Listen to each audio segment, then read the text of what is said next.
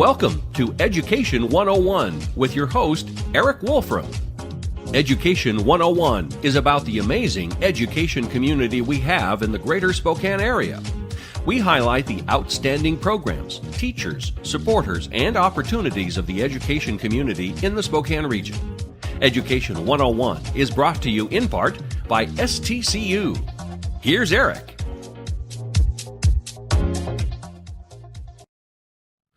And welcome to Education 101. I'm your host, Eric Wolfram. Today we're going to be talking about environmental education. And so I'm excited to have two people with me today. We've got Tony Taylor.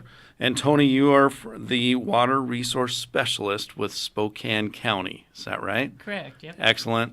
And then Jamie Otsby Marsh, right, from West Valley Outdoor Learning Center. Yep. So both great places, and do a whole lot around the whole idea of environmental education, right? Mm-hmm. Not environmental information, which we're going to talk a little bit about both of those things, and probably you guys do both of those, but the push of environmental education. So let's start with that. Talk to me a little bit about what is environmental education or environmental sustainable education. Is that right? Or sustainability education. Okay, yeah. Thank you. Yeah. So talk to us a little bit about that. So environmental education is what I do for a living. It's basically taking kids, not necessarily always outside, but getting them thinking about their natural resources and how they're connected to the environment, and ways that they can impact it positively and negatively. Okay.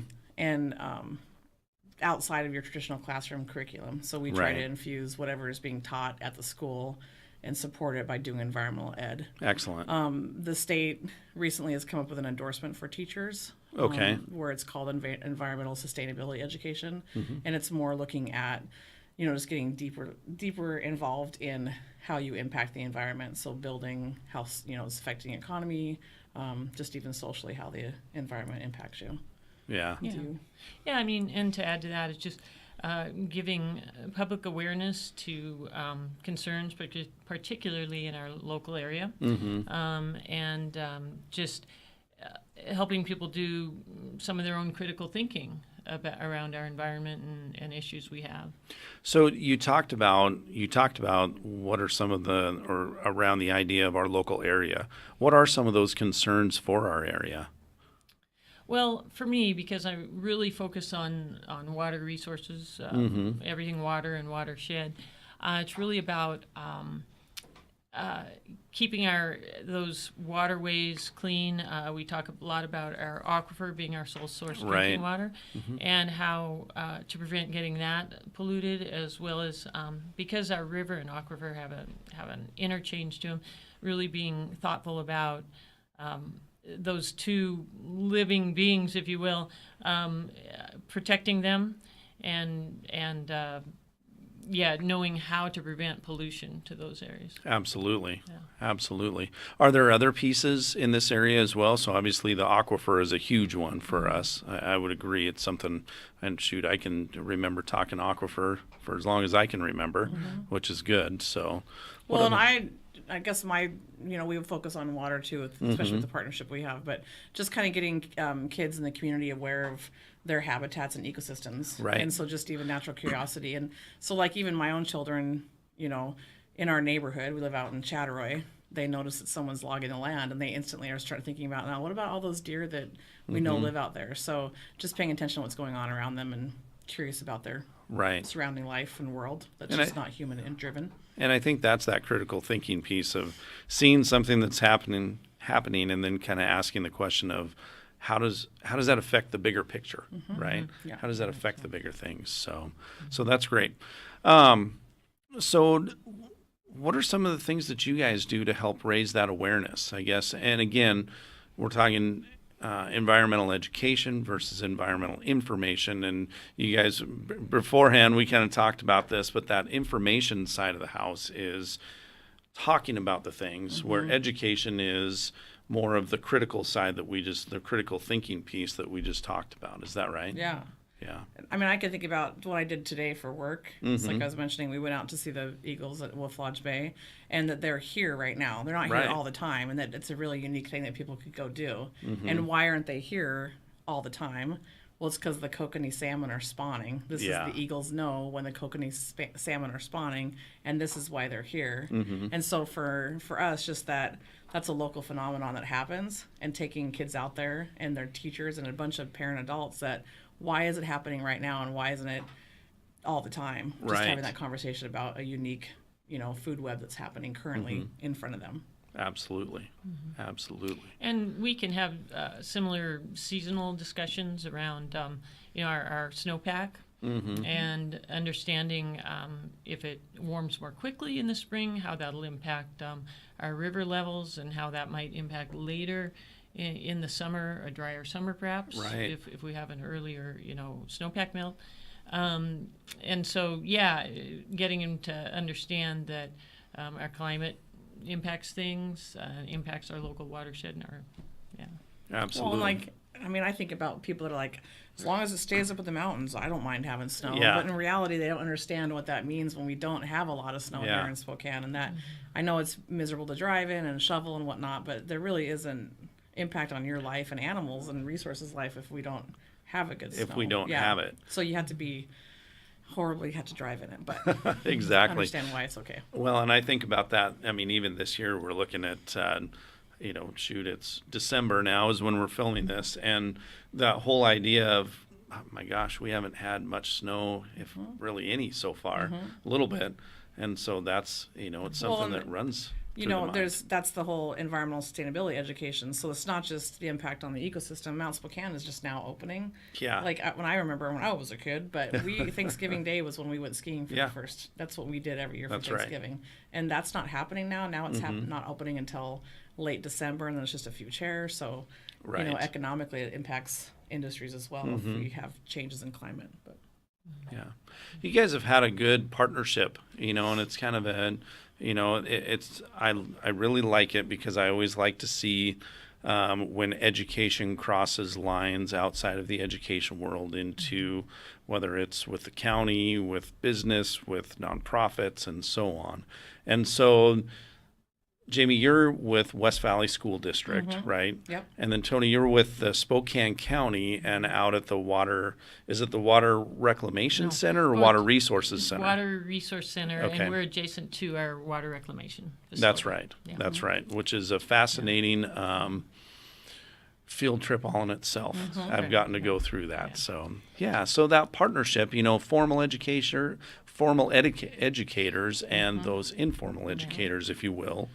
Well, I'm definitely an informal educator and haven't been trained as a teacher, whereas Jamie has. And it helps bring into our facility because she brings a lot of all the West Valley fifth and elementary kids and some middle school, kids yeah. to our facility. So we have that partnership. She brings them there, and it really is valuable to us to have that formal educator in our facility.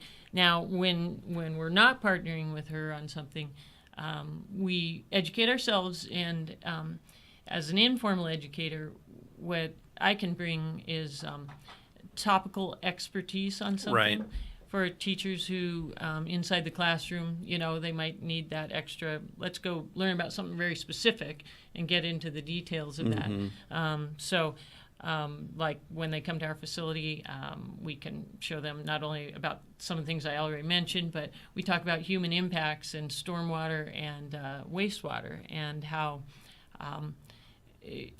our human impacts have to be managed and controlled, and they're kind of like our engineered water systems that we have to interact with the natural water system. So, so in the informal educator world, we're out there, and there's numerous partners out there that can bring field trips to locations or go to their classrooms. Yeah, and I think it's an important piece to kind of touch base back around to with the idea that as formal educators, we have so many content areas, especially at the elementary level. Shoot, we can't be experts in all of it. So to be able to have those resources like yourself to be able to call on and find out, I mean, we definitely have a lot of strategies and things and can get through a lot of the content, but to really bring in those experts is always a great opportunity.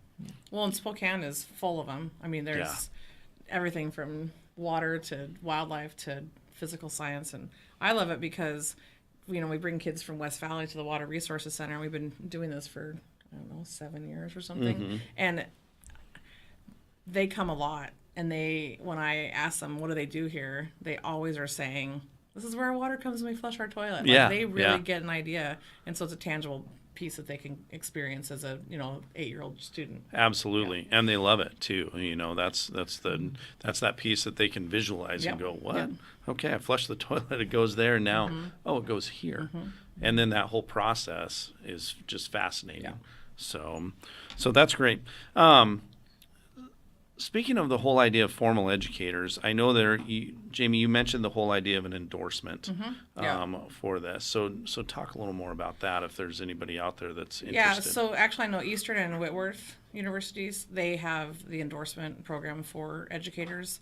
I'm not exactly sure about criteria, how long it takes, but they have about 9 people in the cohort out at Whitworth. Okay. And it gets them kind of involved in programs that are going around in Spokane, so they get to have field experience. And so working with an organization that might have an environmental education program that they can, kind of be part of and help design curriculum for. I would contact those people directly to do that, but if your people are interested in it. And so is it through Whitworth, you said? Whitworth and Eastern has and a out at as Eastern. Well. Excellent. Yeah. And so do they usually work with someone like you? And we've had some of their students out there, out at the Outdoor Learning Center. I don't know. That's a good question. Yeah, that's great. And we've had some of the EWU students come and observe some lessons, and just to experience, okay, this is what's out here in our community, that maybe they learn that we're a resource. So that's one thing we've had. And also, I'm working with possibly both EWU and Whitworth in helping me use their students to help align our lessons to the next gen science standards. And so those students get this great real world experience, helping me align our lessons better. And, it's just a neat partnership I hope to see develop in this next year. Absolutely. So a lot of the lessons, sounds like you have a lot of lessons, obviously, with the Outdoor Learning Center. There's all kinds of lessons that kids come through and do that. But I tell you what, why don't we take a quick break, and then let's come back and let's talk about some of those experiences that maybe we can put together, and tell us a little more about your 2 places that you guys are at. So I think that would be great. So we'll be right back on Education 101. Hi, this is Kurt Stockwell with Well Dressed Walrus. We are a local website design and development company here in Spokane. What we do is build beautiful, usable websites for local businesses. A website needs to be beautiful, it needs to be usable for your users, your customers, and yourself. Contact us anytime. We'd love to talk with you about your online marketing.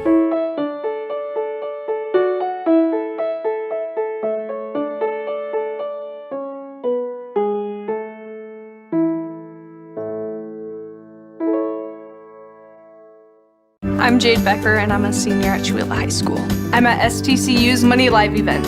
In this scenario that we played today, I was a realtor. My spouse was a city worker. We had an 11-month-old child, and there was a lot of spending for that child, like diapers and formula, and had to buy toys and clothing. I'm very glad that I had this experience. It was super helpful. You need this to get far and ahead in life. I'm Jade Becker, and STCU is here for good. The following is sponsored by our friends and community supporters at McNeese Wheeler Attorneys.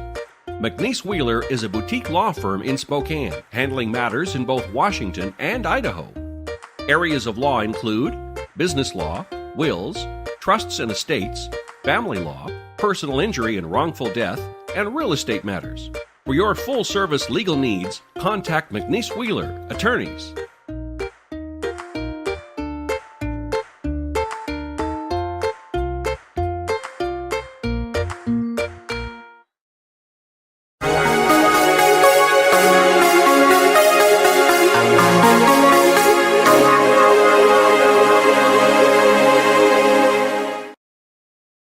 And welcome back to Education 101. Again, we're talking about environmental education.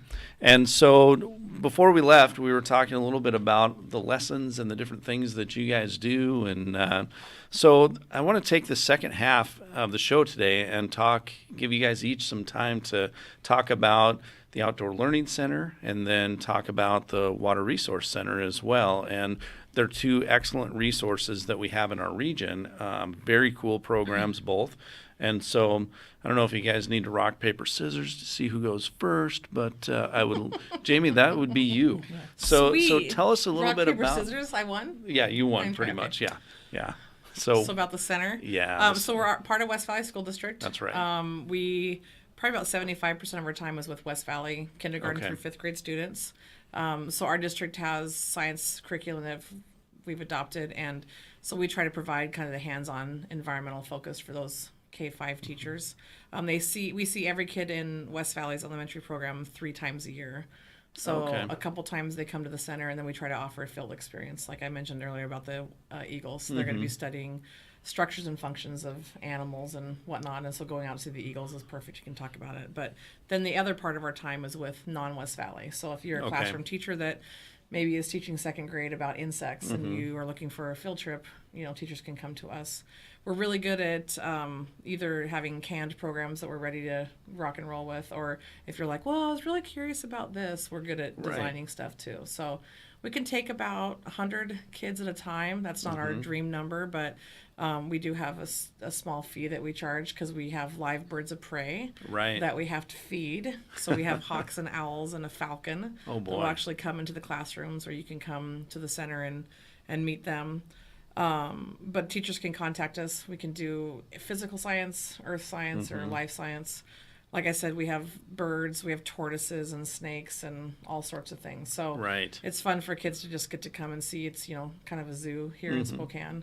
It is. Yeah. It is. And even in the classroom, you've got all kinds of stuffed animals Yeah. and furs The and idea is that they can plants see a and things cougar like up that. close Yeah. when it's not being alive, and so they can That would probably be a appreciate good it from thing. far away. Yeah. Absolutely. And then we also have community open houses once a month. And so our Oh, do ya? Facebook page is probably the best way to do that. Right. But the idea is that we're pre-K to gray is what we call ourselves. And so those open houses allow us to invite families to come in and do activities together. So, if you want to come in and look at the birds up close and take pictures, that's cool too. Oh, that's great. We have a different theme that we pick next month. We're focusing all about animal winter adaptations. So Okay. stuff you can do with your family, with the kids, and so yeah. Oh, very cool. And that's open to anyone, not just Anyone. West Valley. Yeah.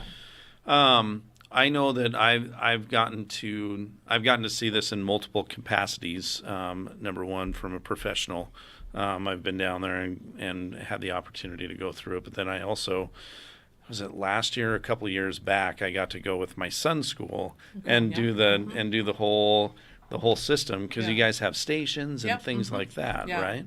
So we try to keep the kids kind of moving and shaking. Right. And then they usually rotate them through stations and focused around whatever the theme is for the day. And, teachers can come for the whole day or just for a couple hours, just depending on what works best for their Absolutely. schedule. Yeah. Absolutely. And we always try to go outside. We incorporate, and kids are funny. I'm wearing a t-shirt and I say, we're at the Outdoor Learning Center. We're going outside? Yes. Yes, So we some are. of our teaching just comes from how to dress to be outside and what to Yeah, wear, so. yeah, absolutely. Well, and at that time, I know one of the pieces or one of the stations that we got to do was look down the well right there Yeah, at yeah. the aquifer. At the aquifer, At yeah. the aquifer. So, and that's your area. So, why don't you tell us a little bit about some of the things that you guys have? Right, that's Pasadena Park. mhm. well, Yeah, there, yeah, absolutely. Yeah, that's very cool when people actually see that that depth and see, okay, we're getting that water out of there, and Yeah. it makes the aquifer real for people. Yeah, at the Water Resource Center, we're at Trenton Freya. It's actually on the old, the water reclamation facility is actually on the old stockyard site. Oh, okay, Used to be okay. a Spokane stockyard. And we like to joke that it smells a lot better now than it did then. That's exactly right. Even though it's a water reclamation Yeah, center, it yeah. still does. And the reclamation facility came online in very end of 2011 and began treating all of the wastewater for Spokane Valley. And as part of building that, they wanted to build a water resource center, an educational component, so that one, there's somewhat of a requirement to do that when we discharge the reclaimed water into the river, Spokane River, and part of that permit requirement is also to provide some education about what we do and how to manage it. So, had the water resource center built there, and we see, along with the students Jamie brings, 2,500 students a year there, plus adults, kind of like Jamie said, K to Gray.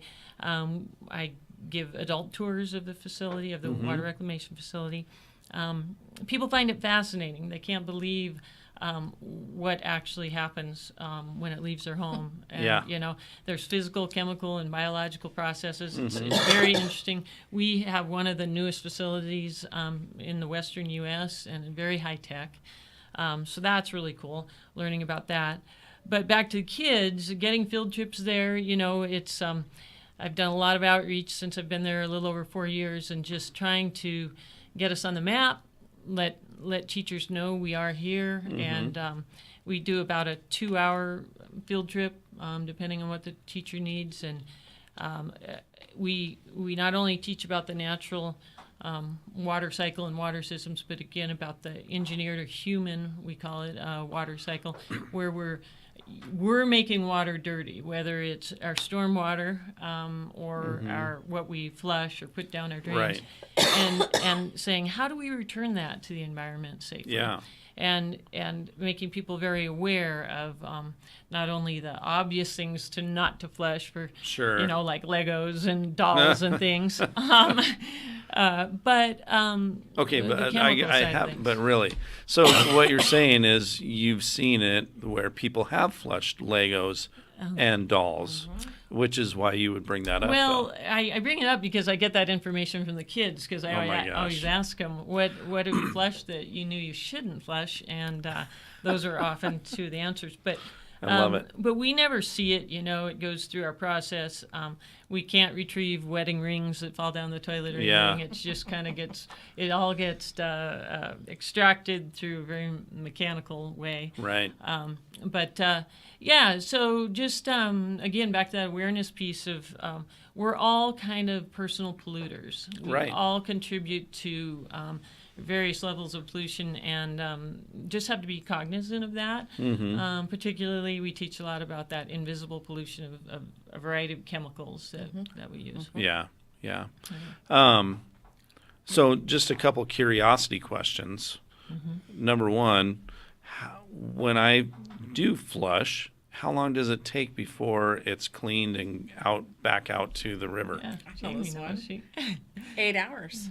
Really? From when it comes to That's the headwaters, amazing. our headworks. And then the busiest day of the year. Super Bowl. Too. Is it Super How Bowl? did you know that? I just take a wild guess. I've always heard that. Yes, So. Super Bowl. Yeah. I learned that from Tony. That's And I great. teach it to thousands of children. Maybe I heard it from there. So another curiosity question. One of the things that, you always hear, it's going back out to the river, right? But what do we need to know about that in a nutshell? It's pretty clean. Well, yeah. Class A reclaimed water is very clean water. And that's why I like teaching people about the process, because it's clean to a standard that is not legally drinkable. Okay. But it's safe to touch. It's safe we use it to water the lawns in around our facility. So very clean water gets kind of, if you will, disinfected at the end with a dechlorination process. And so by the time it hits the river, I always tell people, if you put a glass of our reclaimed water in front of me and a glass of any kind of natural water out, river, lake, stream, I'd take the reclaimed water. I mean, I have that much faith in the facility. That's good. Yeah. That's good. So. Well, and I always ask kids, they get grossed out when they think about it going into the river, right? Yeah. What are we supposed to do? Exactly. And where's it supposed to go? This is the only water we get, right? So if we don't take care of it or reclaim it, then... Yeah. And I think that's the important piece of all the whole environmental education is just that idea, that understanding that we need to take care of this stuff and be aware. And really that starts with that awareness, which is some of the things that we're doing. Well, and I should say think you guys are sometimes doing. environmental education can be kind of gloom and doom, and that by giving kids the thing that there's something they can actually physically do, even if they're a 9-year-old kid, there's something that they can do that has a positive outcome too, is nice. I don't want to be all doom and gloom all the time. No, and that's it. That is a good thing. So, Tony, one of the fun activities that I know that I've seen over there is in your guys' conference room on the floor. There used to be a bunch of tape because you get to, wasn't it the whole idea? You got to follow the water through the storm drains or through the streets or something, because it was a great one. It's a stormwater maze, I think is what you're thinking. Yes, that's it. It's a stormwater maze, and so, yeah, it gives students the idea that water does run down our streets and goes in, can infiltrate the aquifer through the storm drains out in the county, because our stormwater is not sent to a treatment plant. It's just absorbed through dry wells. But, so it's a stormwater maze where some kids play pollution and other kids play the water, and they work through the system, and they might get tagged with pollution. And so it's a great active learning. Right. Yeah, it's a great activity. And the other thing that you guys have at that facility is the whole explanation of watershed, if I remember right, but then also how the process of filtering the water that comes into their system also. Is that right? Right. And it's all connected again. When you say the word watershed, and you don't quickly think water treatment, but it really is all connected. And so getting that connection to them to say, we've got to, I guess I've said this, but clean it so that we can return it safely to our watershed, to our environment. The fact that they're part of it, humans are part of the watershed too. Yeah, so. absolutely. And I also want to give a shout out to actually our community, our county voters, because they actually voted to include a fee that helps pay for a lot of this education, as well as water quality monitoring of our aquifers. So really forward-thinking citizens we have here in Spokane County to make that happen. Yeah, absolutely. Well, and I think we know the power and the importance of our aquifer, and that's, we start thinking about water and how clean it is and how lucky we are with that. I know you have some great partners too around that, and so I don't know if it's a piece you want to touch on as we wrap up. Along with Jamie, I just want to give a shout out to some other partners, and they all work either in the classrooms or provide field trip opportunities as well. And that's the City of Spokane has an educational arm there. National Weather Service, Spokane Regional Clean Air Agency, our Regional Solid Waste System, and Spokane Conservation District, our waste management system that handles our smart recycling center, and then Lands Council we've done some things with. And I'm proud of the fact that I'll partner with anyone, and a lot of times you don't think about the government and nonprofits partnering. But environmental education is going to take a lot of partnerships and not worry about our silos. That's right. Well, I think Tony and I are resources. Like if you have an idea, you can get a hold of one of us. We know somebody can help you out. Absolutely. So it's wonderful. bigger than us. Well, and I think that's a great place to kind of start to wrap things up here. So thank you two for being here. So again, Jamie from the Outdoor Learning Center at West Valley. And our next open house is January 12th. January 12th. Yeah, so put it on Excellent. your calendars. Yep, absolutely. Tony, thanks for being here too. And that'll do it for Education 101. Thanks for joining us.